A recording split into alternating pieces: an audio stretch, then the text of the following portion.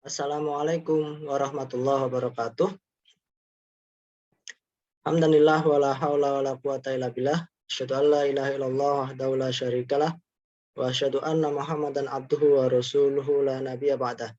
Allahumma shalli wa sallim wa barik ala sayyidina Muhammad wa ala alihi wa ashabi ajmain amma ba'd. Alhamdulillah pada kesempatan kali ini kita bisa bertatap muka untuk pertama kali untuk kelas KPI 1, KPI 2, dan KPI 3.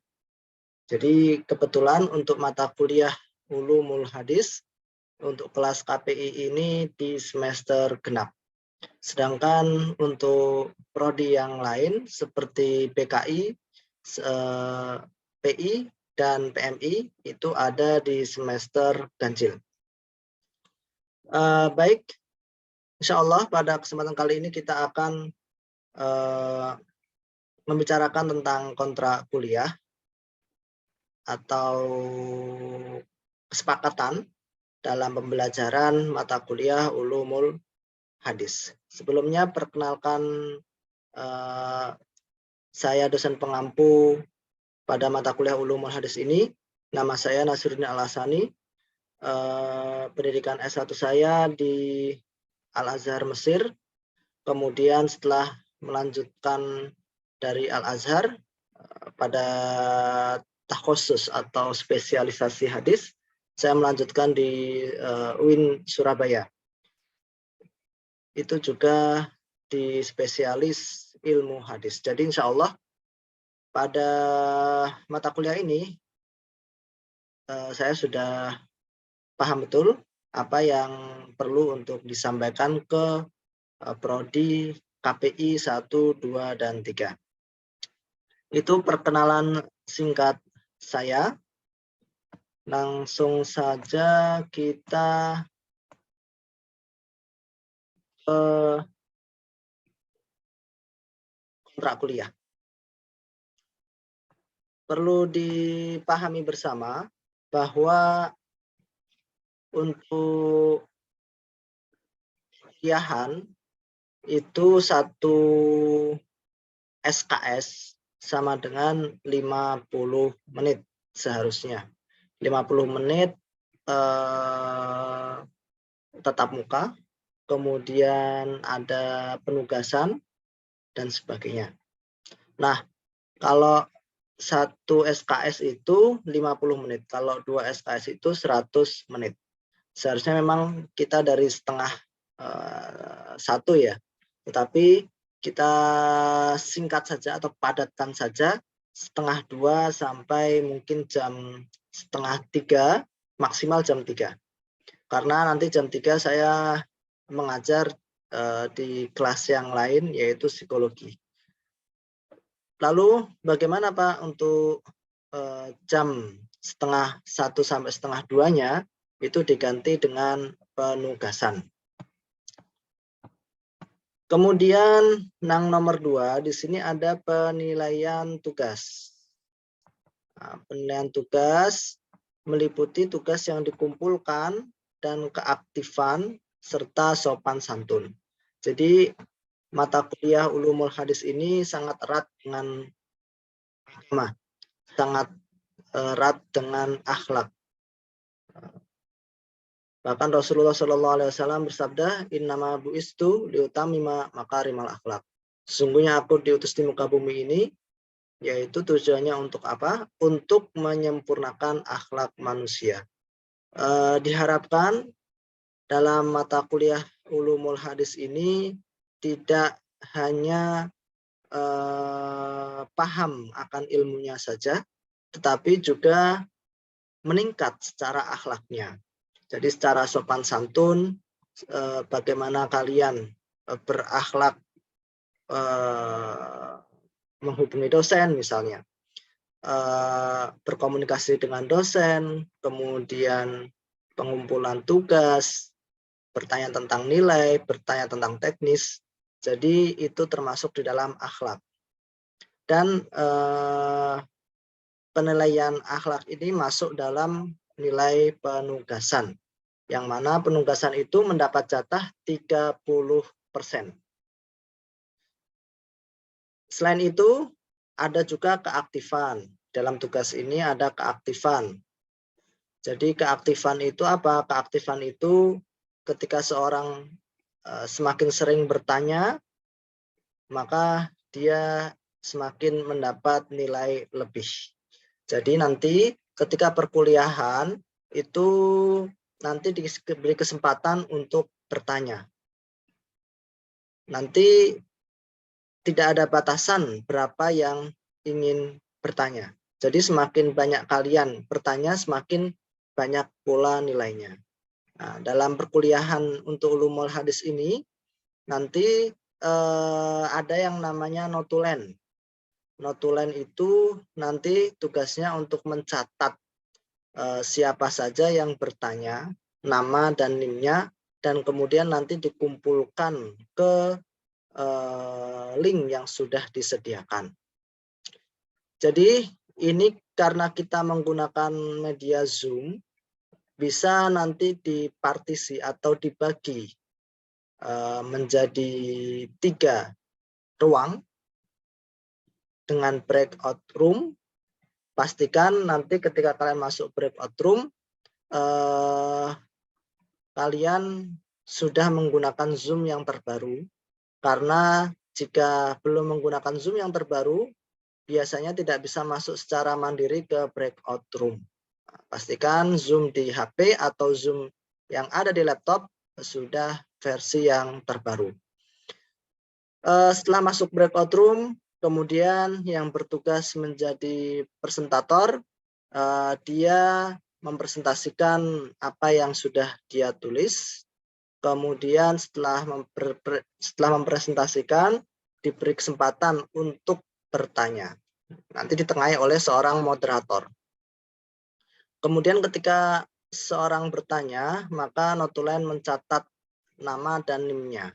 Nah, setelah itu notulen setelah selesai presentasi dan selesai perkuliahan, baru notulen mengupload ke link yang sudah disediakan.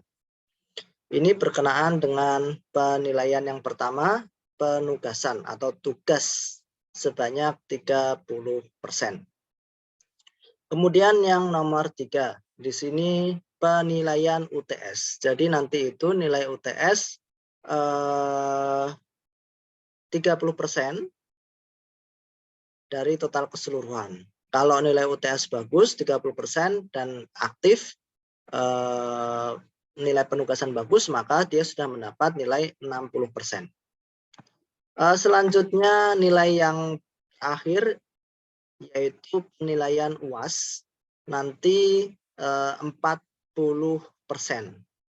Penilaian UAS ini termasuk penilaian yang paling besar ya, karena presentasinya sampai 40, sedangkan penilaian UTS dan penugasan itu hanya 30-30. Jadi usahakan nanti ketika UAS serius dalam mengerjakan. Untuk UAS ini masih lama ya, sekitar mungkin Mei atau Juni.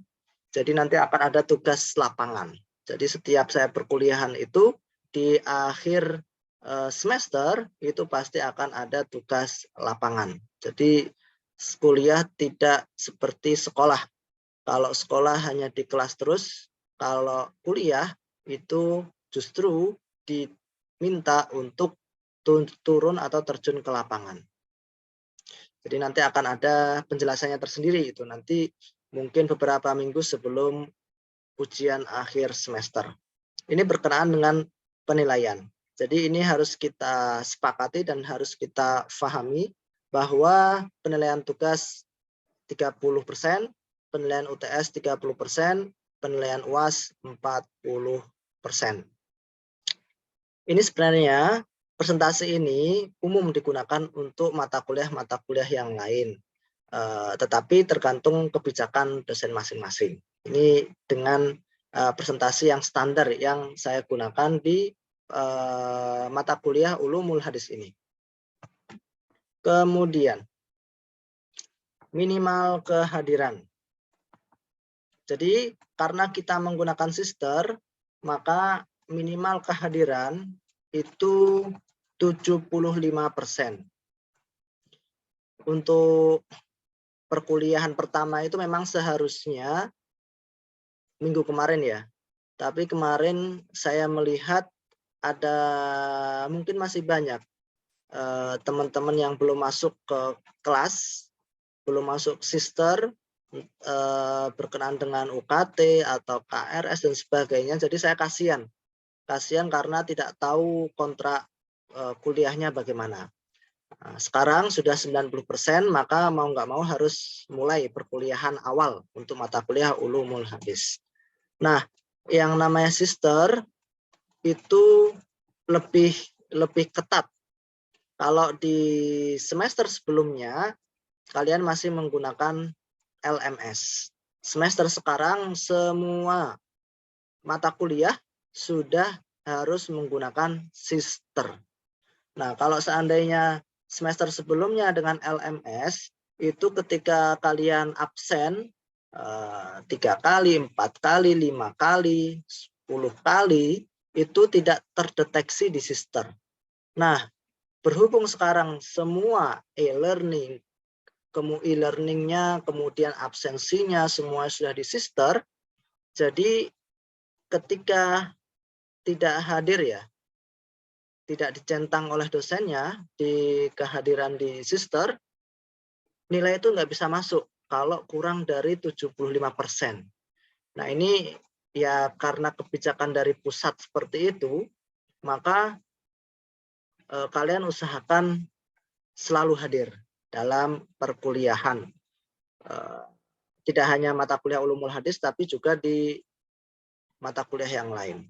Jadi ketika misalkan ya, kalau misalkan per tatap mukanya itu 16 kali, 75%-nya itu berarti harus hadir 12 kali. Kesempatan kalian untuk tidak hadir itu 4 kali. Misal, suatu ketika kalian nggak bisa hadir 5 kali, naudzubillah. Jadi ketika dosen mau input nilainya, itu namanya itu tidak bisa diklik. Nah, maka usahakan sebisa mungkin 75% kehadiran. Jadi meskipun sibuk atau bagaimana, nanti izin ke dosennya, izin ke saya. Insya Allah saya untuk masalah kehadiran tidak rumit atau tidak ribet selama ada kejelasan dari orang tersebut. Nah, seperti itu. Insya Allah untuk hari ini saya anggap hadir semua lah. KPI 1, KPI 2, KPI 3 saya anggap hadir semua. Walaupun mungkin kalau secara total ya jumlahnya belum sama seperti yang ada di absen, jumlah yang hadir di Zoom ini. Tapi ya saya anggap hadir semua lah. Saya husnudon saja. Selanjutnya. Untuk makalah. Ini standar. Makalah ditulis pada kertas A4. Kertas A4 dengan margin kanan kiri atas bawah. Kalau atas dan kirinya itu 4 cm, kemudian kanan dan bawahnya itu 3 cm.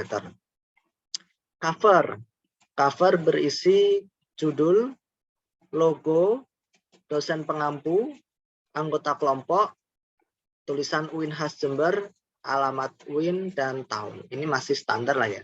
Insya Allah semua yang pernah membuat makalah, apalagi kalian sudah pernah berpengalaman di semester 1, pasti bisa dalam membuat makalah semacam ini. Ini masih standar. Font pada makalah yang digunakan adalah Times New Roman ukuran 12. Footnote menggunakan Times New Roman ukuran 10. Penulisan Arab menggunakan Traditional Arabic ukuran 16. Semua kata asing ditulis miring atau transliterasi ini ditulis miring. Ini masih standar. Jadi nanti ketentuan-ketentuan yang ada di dalam video ini akan saya share linknya supaya kalian bisa mereview apa yang harus kalian lakukan ketika menjadi pemakalah atau presentator. Selanjutnya, makalah ini terdiri dari beberapa ketentuan. Makalah terdiri dari bab 1 yaitu pendahuluan, bab 2 yaitu pembahasan, bab 3 itu penutup. Jadi ini standar, bab 1 pendahuluan, bab 2 pembahasan, bab 3 penutup. Jumlah halaman. Nah, ini yang sering saya ingatkan ketika semester 1 pada mahasiswa-mahasiswa yang belajar di Ulumul Hadis atau sedang menempuh mata kuliah Ulumul Hadis.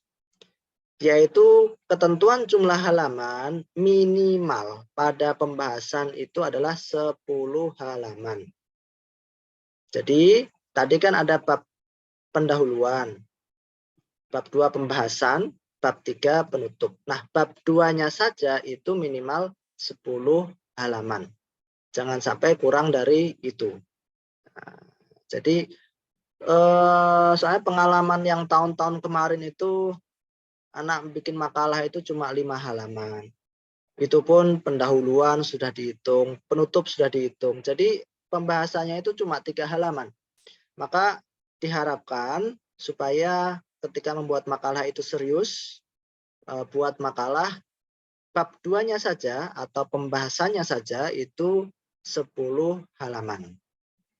Jadi pastinya lebih dari itu kan halamannya secara total. 10 halaman pada pembahasan, 1 halaman pendahuluan, 1 halaman penutup, 12 minimal itu. Belum cover, belum daftar pustaka. Itu berarti lebih banyak. Nanti insya Allah di akhir akan ada sesi tanya jawab bagi yang mungkin kurang paham, nanti akan saya persilakan untuk bertanya. Kemudian ketentuan plagiasi. Nah, ini yang sangat penting. Di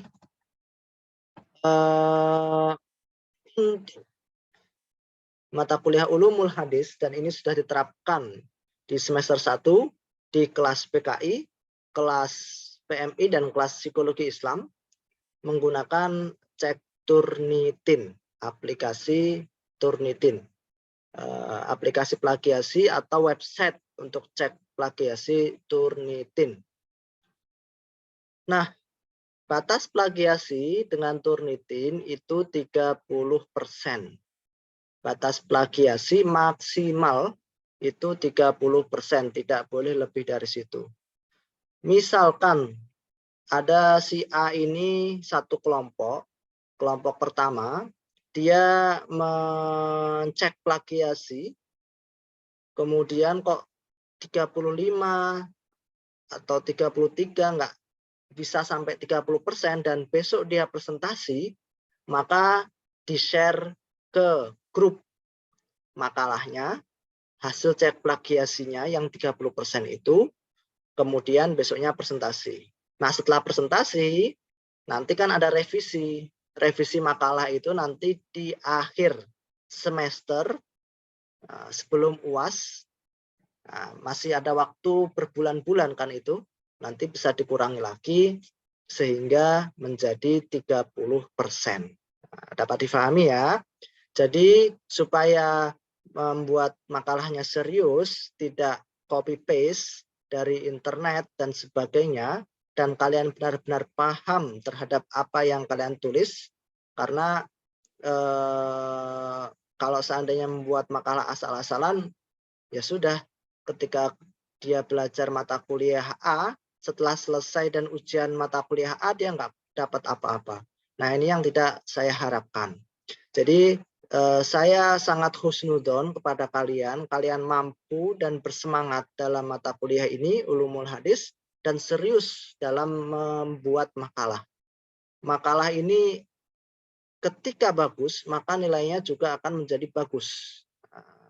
Jadi nanti skor plagiasi di akhir itu saya urutkan, dan ketika sudah urut, maksudnya nanti masuk langsung ke sisternya, masuk ke namanya masing-masing, NIM-nya masing-masing dari skor plagiasi itu. Kemarin alhamdulillah di kelas PKI psikologi PMI ada yang sampai 20% plagiasinya. Ada bahkan yang sampai 15%. Artinya mahasiswa tersebut benar-benar serius dan semangat dan benar-benar bisa membuat makalah tanpa harus copy paste dari internet, dari buku. Nah, kalau misalkan mau mencatut dari buku, mengutip dari buku, bisa diparafrase. Parafrase itu substansinya sama, kata-katanya sedikit berbeda atau dirubah, diolah dengan bahasa sendiri, itu namanya diparafrase. Sehingga yang semula 30% bisa turun menjadi 28% atau 25%. Yang 40% bisa turun jadi 35, jadi 30%. Nah, itu namanya parafrase. Nah, pengalaman dari semester sebelumnya, kemarin itu anak-anak PKI, PMI, dan Psikologi Islam sejumlah 8 kelas, setiap kali mau cek plagiasi kirim ke saya. Bayangkan 8 kelas ya, satu kelas 40 kali 8, sekitar 40 atau 50 lah. Kalau PKI itu besar-besar, psikologi itu besar-besar 50 kali 8, 400. Ya, sekitar 400-an kurang lebih seperti itu. Setiap kali mau cek Turnitin, kirim ke saya. Setiap lagi cek Turnitin, kirim ke saya. Sehingga antrian panjang, dan karena antrian panjang itu tidak bisa cepat untuk mendapatkan hasil dari cek Turnitin. Maka untuk semester ini saya ingin supaya setiap kelas memiliki Turnitin sendiri. Jadi ini kelas ada KPI 1, KPI 2, KPI 3. Saya coba dulu untuk KPI 1 ini jumlah anggota kelasnya ada apa? Ini saya masuk register dulu, akademik.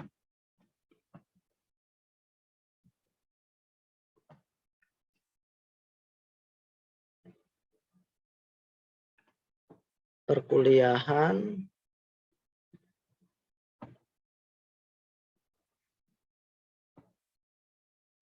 kelas kuliah, saya lihat KPI 1 dulu. Peserta ada 40 KPI 1, 41. KPI 2 ada 42. KPI 3 ada 36. 36. Jadi setiap kelas untuk Turnitin itu harganya sekitar 120 atau 100. Mungkin setiap orang nanti mengumpulkan ke koordinator kelas Rp3.000 saja. Rp3.000 setiap orang kali paling sedikit tadi 36 ya. Bisalah 100.000.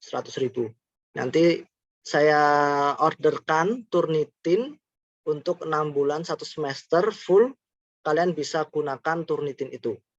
Jadi setiap kelas KPI 1 setiap anak 3.000-an.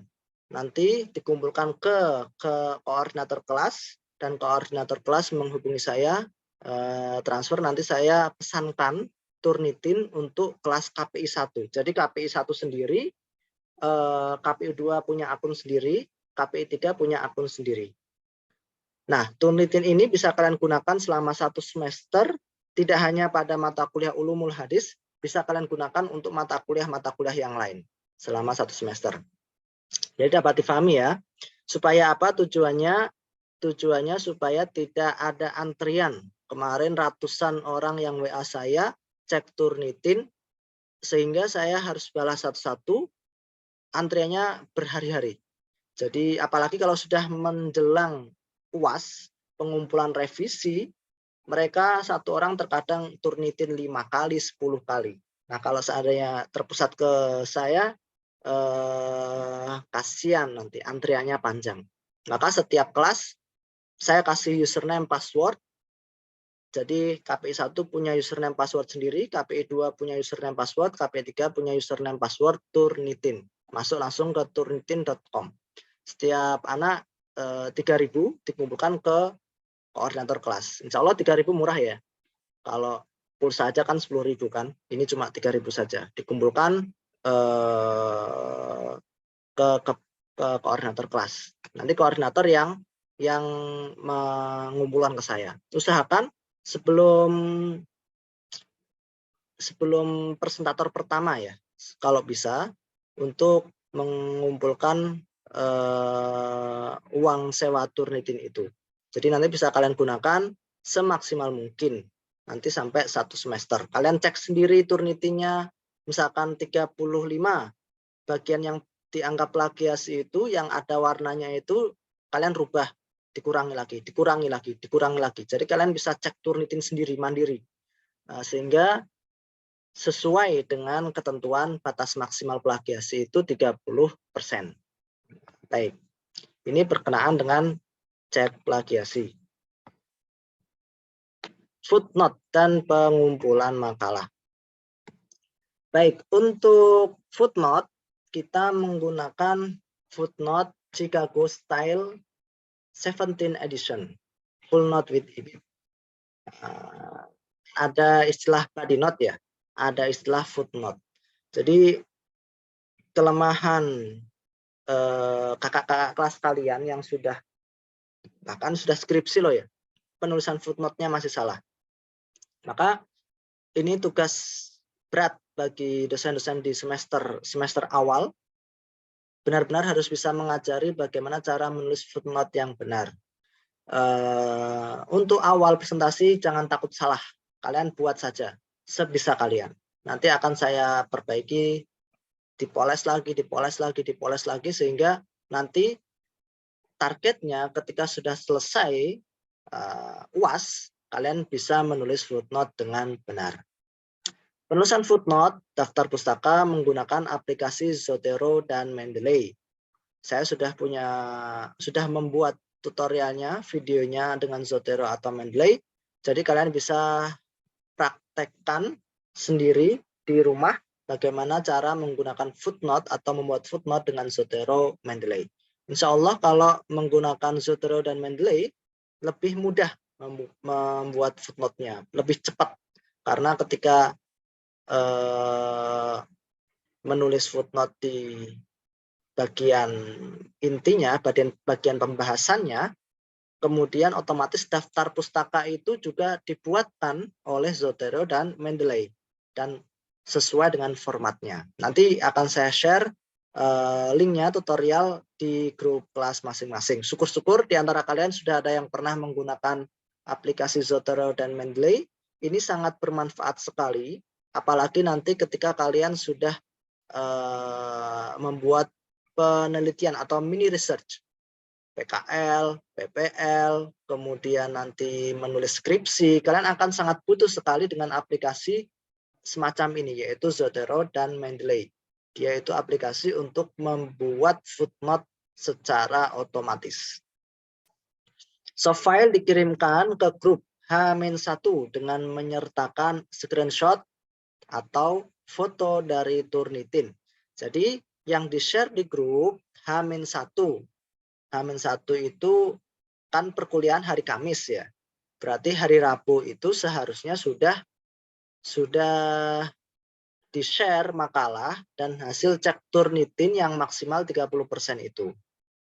Nah, seharusnya seperti itu idealnya. Nah, karena nanti Turnitinnya saya yang pesankan ke langganan, jadi insya Allah kalau ada problem-problem bisa langsung di-komplain dan diperbaiki. Misalkan uangnya sudah terkumpul hari Minggu atau hari Senin, jadi nantilah saya langsung pesankan, hari itu juga sudah jadi dan bisa diakses. Saya langsung kasih username dan passwordnya ke kelas masing-masing. Dan bagi presentator yang pertama, itu bisa menggunakan Turnitin itu, dicek plagiasinya berapa makalahnya, Kemudian kalau misalkan dia masih tinggi 40% dan waktu itu masih hari Senin atau Selasa, masih ada waktu untuk mengurangi, silahkan dikurangi lagi, cek turunin lagi. Kurangi lagi, cek turunin lagi. Mau 5 kali, mau 10 kali, silahkan karena sudah menjadi milik kalian turnitin itu. Kalian bisa cek berkali-kali. Sampai hari Rabu malam. Nah, hari Rabu malam itu tugasnya dia mengupload ke grup. Supaya apa? Supaya teman-teman yang lain bisa membaca makalahnya. Supaya tahu hasil cek Turnitin-nya berapa. Nah, itu. Jadi hari Rabu ya, untuk pengumpulan makalah kelompok 1 yang presentasi hari Kamis depan. Kalau misalkan dia kelompok 2, berarti pengumpulan makalahnya kan Kamis lagi. Dia presentasinya kan hari Kamis dan Kamisnya lagi, atau 2 Kamis setelah ini. Jadi masih lama waktunya untuk membuat makalah, untuk cek Turnitin. Begitu pula dengan kelompok yang 5 atau kelompok yang 13 nanti. Insya Allah akan dibagi menjadi 13 kelompok. Jadi waktunya masih lama. Yang kebagian kelompok 1 ya harus siap-siap, tapi jangan takut. Misalkan nanti Turnitinnya masih tinggi, ya nggak apa-apa, presentasi saja. Nanti tinggal dikurangi. Setelah dikurangi, sampai nanti sebelum UAS baru dikumpulkan revisinya. Jadi kelompok 1 itu memang cepat ya presentasinya, tapi kesempatan untuk merevisi makalahnya itu panjang sampai UAS. Sebaliknya kelompok 13 itu presentasinya lama, tapi waktu untuk merevisinya itu setelah UAS kan, setelah kelompok 13 kan seminggu setelahnya UAS, jadi lebih sempit. Jadi kalau kelompok 1 kekurangannya memang presentasinya lebih cepat, tapi revisinya lebih lama. Kelompok 13 presentasinya masih lama sekali dan mengumpulkan makalahnya masih lama sekali, tetapi kesempatan untuk merevisi itu hanya sedikit. Jadi tidak ada yang benar-benar diuntungkan, pasti ada plus dan minusnya. Nanti untuk kelompok akan saya bagi, saya lihat dulu nama-namanya di Sister, kemudian nanti saya bagi, setelah saya bagi, nanti akan saya umumkan di grup. Kemudian tugas jurnal untuk hari Rabu, sebentar, kita pause dulu, sebentar.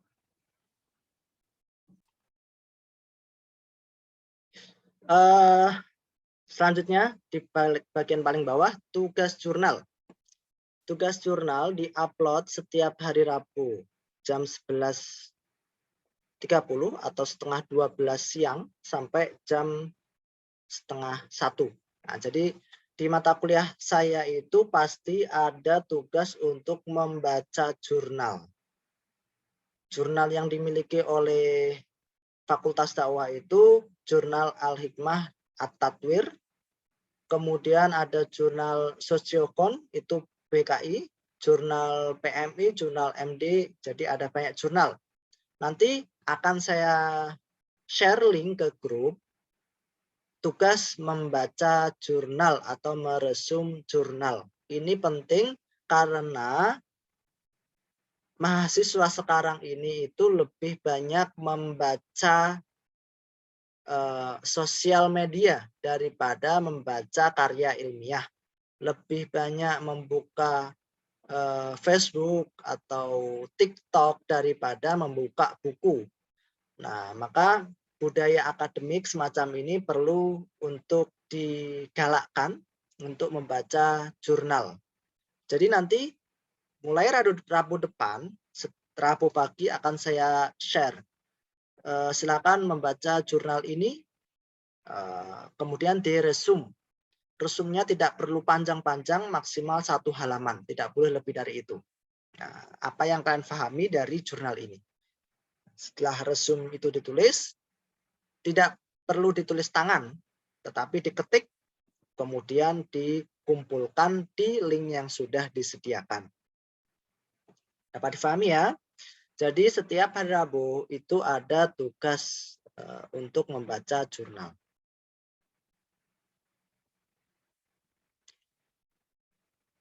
Petugas dalam presentasi. Jadi nanti ketika presentasi ada pemakalah, ada moderator, ada notulen. Setiap yang bertugas menjadi moderator dan notulen akan mendapat nilai tambah. Karena NIM-nya dicatat dan dikumpulkan di link yang sudah disediakan. Sedangkan untuk pemakalah, karena pemakalah itu wajib ya, maka tidak mendapat nilai tambahan. Jadi yang dapat nilai tambahan itu yang sunah-sunah saja. Moderator kan dia tidak tugasnya sebagai moderator, tetapi dia mengajukan diri untuk menjadi moderator, maka dapat pahala sunnah dan dapat nilai tambah. Begitu pula dengan notulen, dia seharusnya tidak tugas di situ dan dia mengajukan diri untuk menjadi notulen, maka mendapat nilai tambah. Maka bagi siapa yang ingin mendapat nilai yang besar, sering-sering menjadi moderator dan notulen. Insya Allah akan dicatat nama-namanya. Tugas notulen: mencatat nama dan nomor absen. Mencatat nama dan nomor absen yang bertanya dan menanggapi. Menginput nama-nama tersebut ke link yang disediakan. Jadi namanya nanti dicatat yang bertanya, yang menanggapi itu maksudnya bagaimana? Yang menanggapi itu misalkan si A bertanya, kemudian dijawab oleh presentator. Kemudian apakah ada tanggapan? Nah, si B ini saya mau memberi masukan, melengkapi jawaban dari presentator. Nah, itu namanya orang yang menanggapi. Seperti itu. Baik yang bertanya dan yang menanggapi ini mendapat nilai tambah.